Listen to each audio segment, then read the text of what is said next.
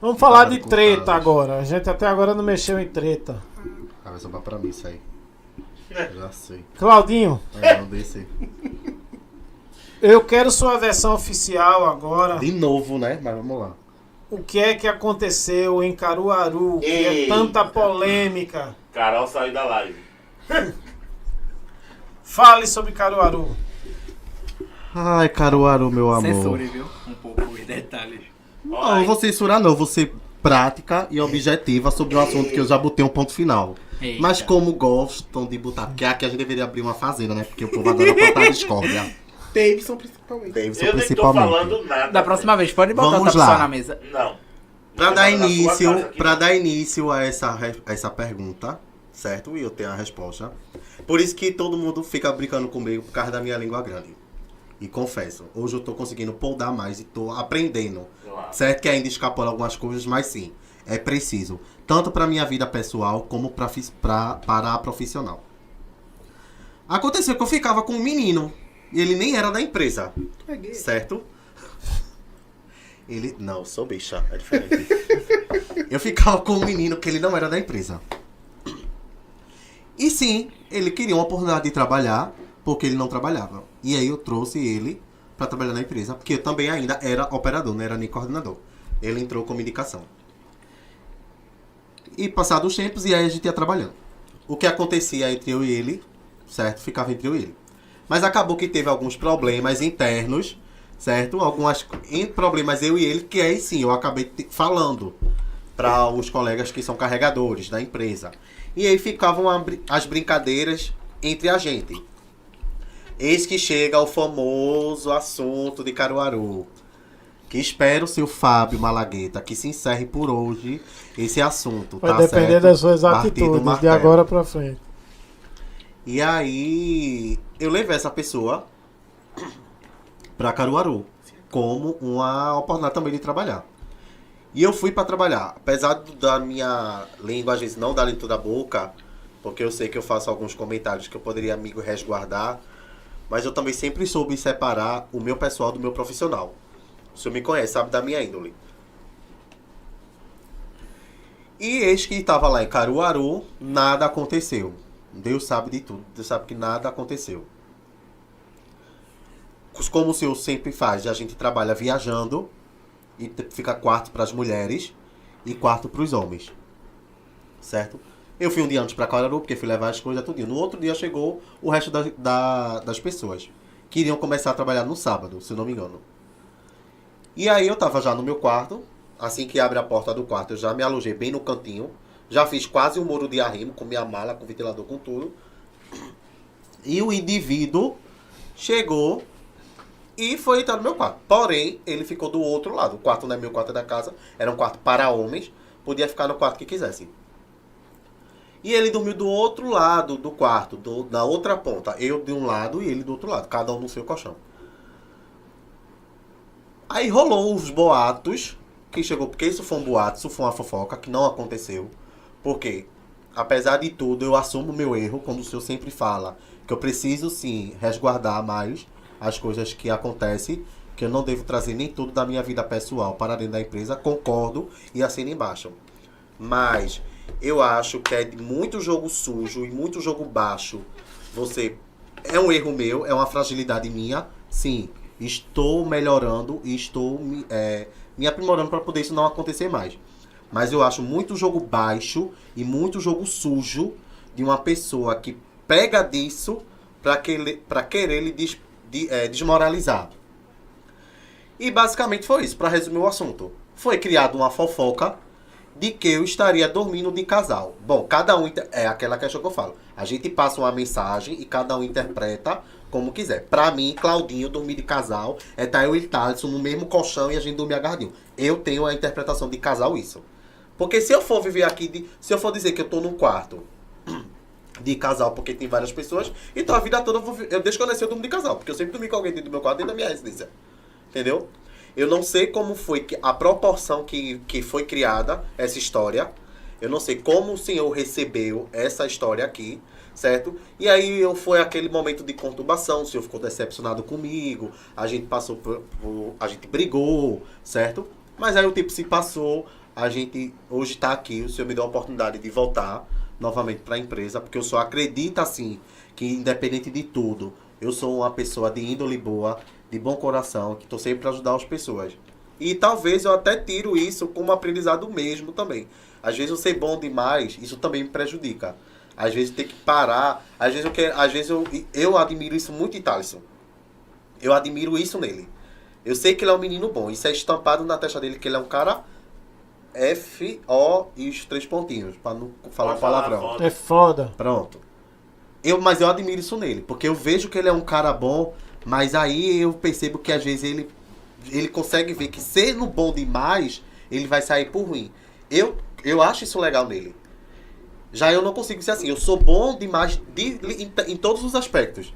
E aí entra o meu erro também de falar mais. Né? Por isso que eu sempre falo de eu segurar minha língua, de subir. Hoje até isso virou uma brincadeira da empresa, de eu ter que falar menos. Certo? Mas por quê?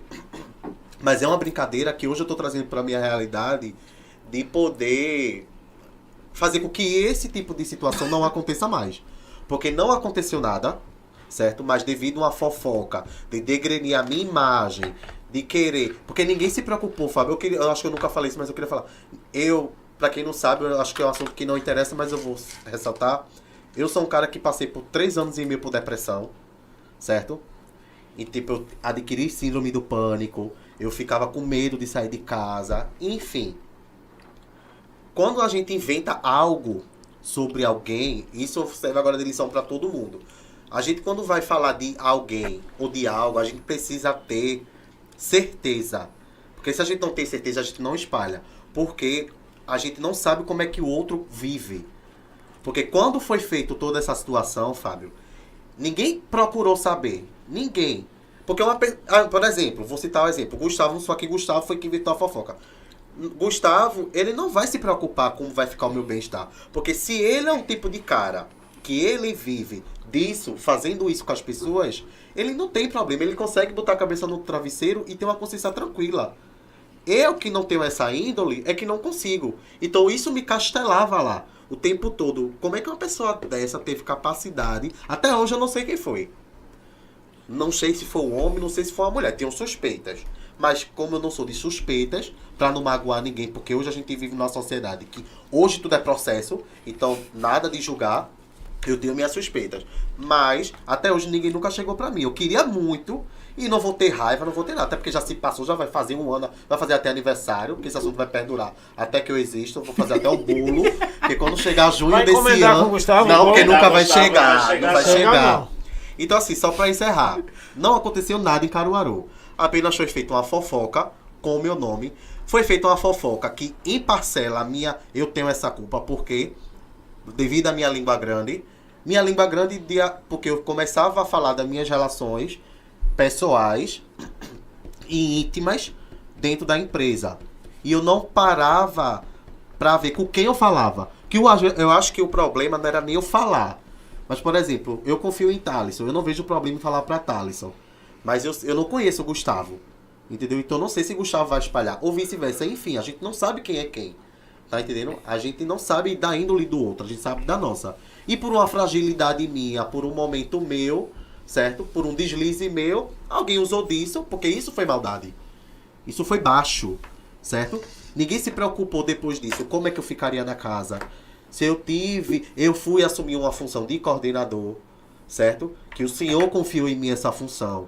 E eu tava entregando essa função. E eu saí dessa função. Mas eu não voltei para Recife, porque o fato de eu sair da coordenação e continuar na função limpeza, isso não me diminui nada.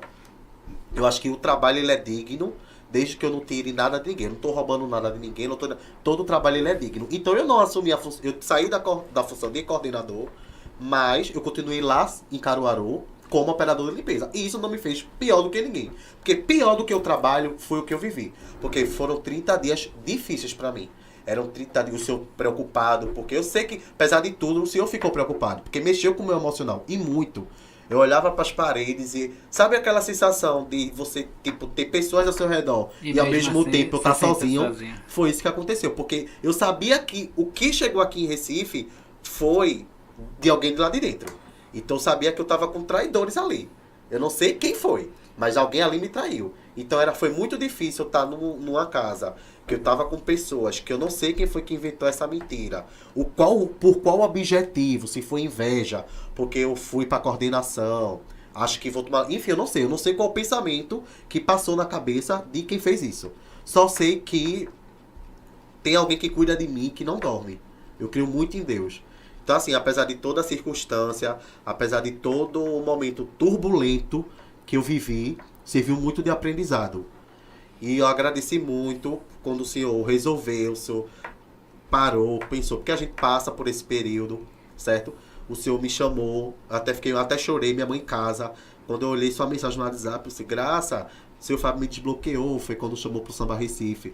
Eu voltei a trabalhar na MC, quando o Thalisson pediu para eu ser suporte no Funk Rec. Mas quando eu assumi a coordenação de novo, foi no Samba Recife, que o Senhor disse que iria me entregar a camisa. E o Senhor sabe que isso mexe muito comigo, porque assim, o Senhor sabe o quanto eu lutei para estar aqui hoje com essa camisa. Como o Senhor mesmo falou, que a camisa é só um acessório. Mas, pelo que eu faço pela empresa, pelo que eu presto serviço, pelo que eu sou, certo? Não é a camisa, mas é a função. Eu sempre quis ter a minha equipe de bar. O Senhor sabe disso.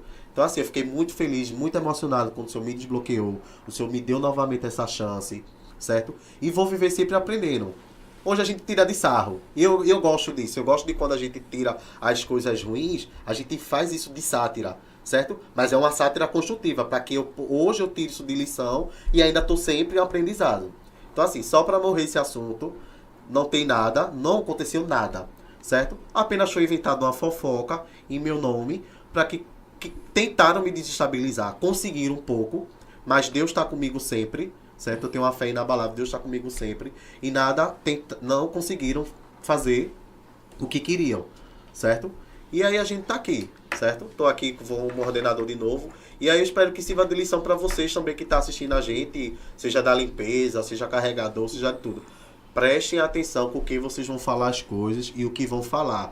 Porque às vezes tá todo mundo numa roda de amigo, tá todo mundo gargalhando e você acha que tá ali gostando da mesma coisa que você. Mas essa pessoa que tá do seu lado, essa pessoa que está sorrindo, ela vai ser a primeira a lhe apunhalar pelas costas. E aí quando for ver, já é tarde demais. Sabe, eu sempre disse, Claudinho, que a pessoa que mais te aplaude com a mão que te aplaude, é a mesma que te aponta. Então, isso, assim, e eu senti isso na pele. Sabe quando você para... Minha mãe sempre fala uma coisa, acho que a mãe de todo mundo aqui fala isso, quando a gente não aprende com amor, a gente aprende com a dor. Pronto, eu acho que eu tive que aprender com a dor, e foi uma dor terrível, viu?